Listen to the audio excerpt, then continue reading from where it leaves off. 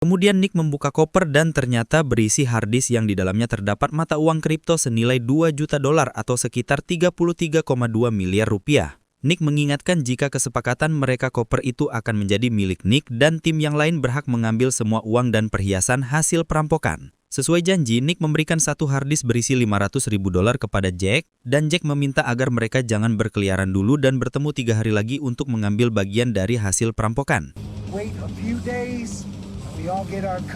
Beberapa saat kemudian mereka tiba di sebuah tempat mengambil mobil masing-masing untuk berpencar.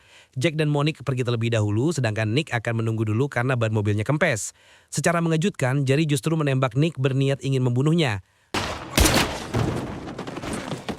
Ternyata selama ini Jack dan anak buahnya telah berencana untuk merebut koper tersebut dan menghabisi Nick. Di keesokan hari, Nick terbangun sambil merasakan kesakitan karena tubuh dan lengan terkena tembakan.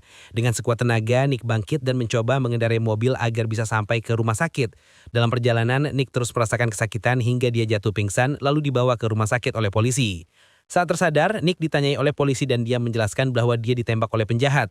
Dikarenakan Nick masih merasakan kesakitan, para polisi meninggalkan Nick agar istirahat. Di sisi lain, Jack bersama Monique lagi bersantai menikmati uang hasil perampokan.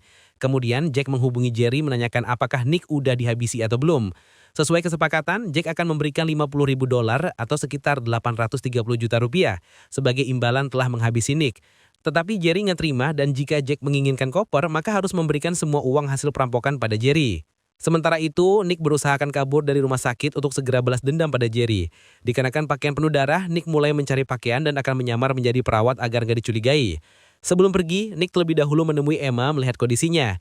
Di sana Nick melihat ada boneka dan bunga yang dikirim oleh Willis.